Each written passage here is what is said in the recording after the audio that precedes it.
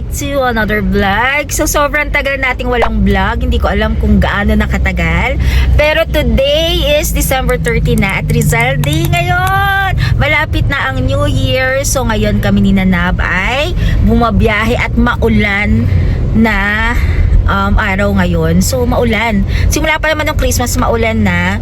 So ngayon ay papunta kami ni Nanab sa Ongpin. So ngayon sa Ongpin, meron lang kaming titignan ni Nanab. And also, diba sa Ongpin kasi marami kasi mga fruits na pwedeng mabili and pwedeng makain. So ngayon lang kami ulit babalik. After, kailan ba tayo pumunta last? No, pumunta tayo ng ano? Last year. Hindi, nag-ano pa nga tayo, Engbitin tayo eh. Binondo yan. Sa Binondo yun, nagpunta rin kami. Kasi parang ganun din, magkakalapit lang yun. So pumunta lang kami last September ba?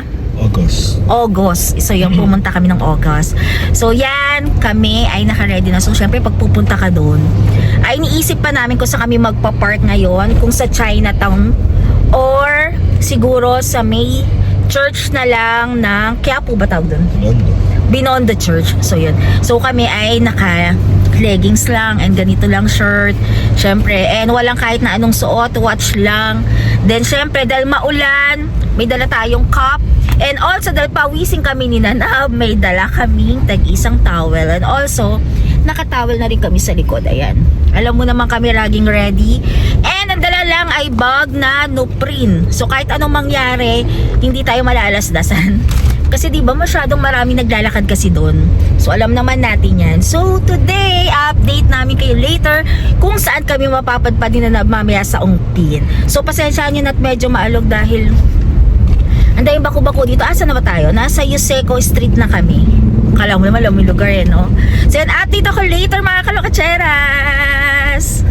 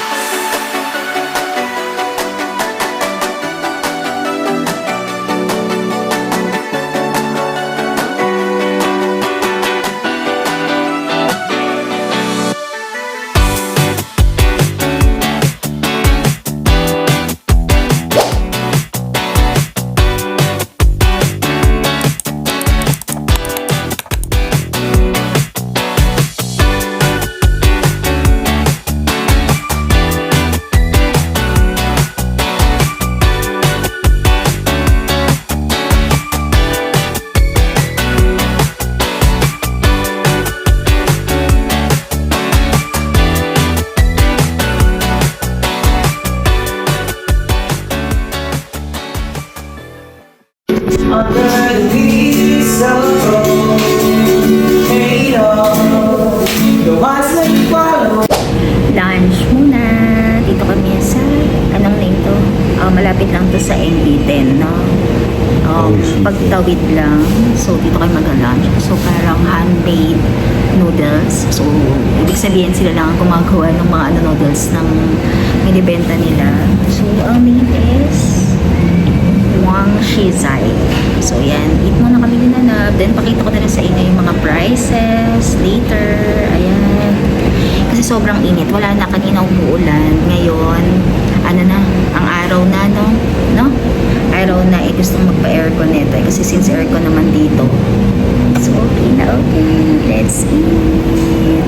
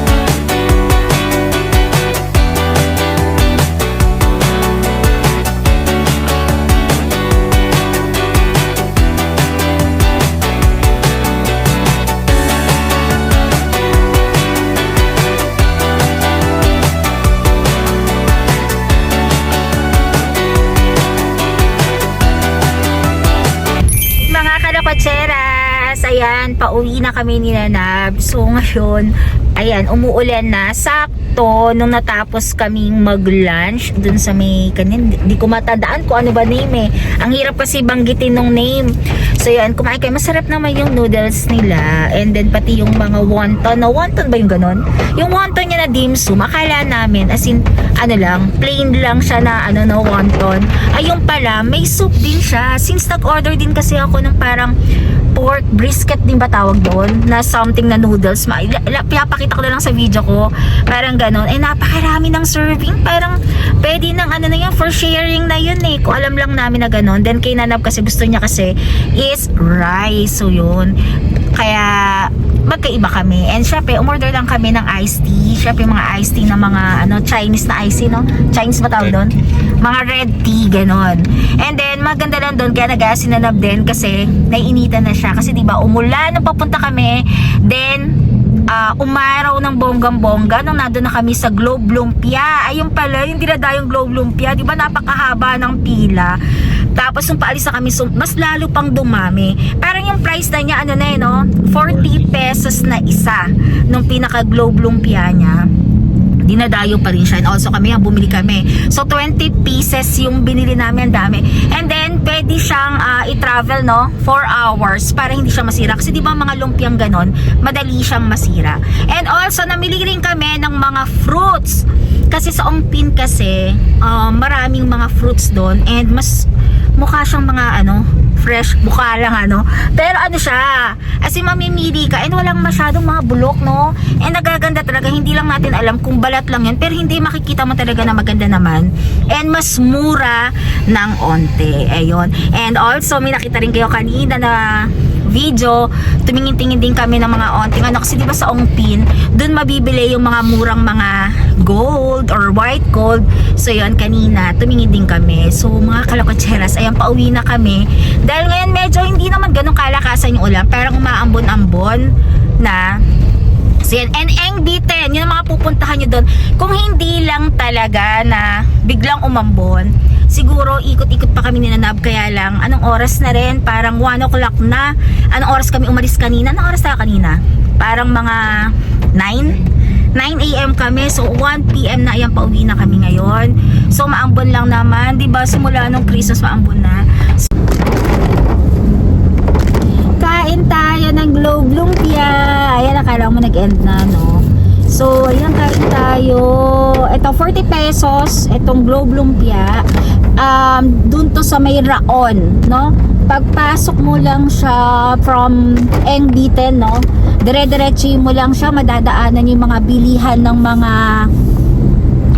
mga mic, speaker ng malalakas, and nga pala dun sa mga speaker ni nakakatuwa. Imbis na mag fireworks ka, nga pala yun, may nabibili na pala doon. Imbis na bumili kayo ng fireworks, parang gano'n, meron na lang nabibili na parang sounds, no, na malakas na para siyang fireworks na mga kalokatsera. So yun, sa Raon nabibili yun. So yun, kasama dito yun, malapit lang sa bilihan ng Globe Lumpia sa Raon. So kain tayo mga kalakotseras. Ayan, parang lumalakas na yung ambon ngayon. Ito palang lumpia ng Globe Lumpia, kahit wag mo na siyang lagyan ng sauce, masarap na siya. Let's eat! Kain muna tayo. Sarap.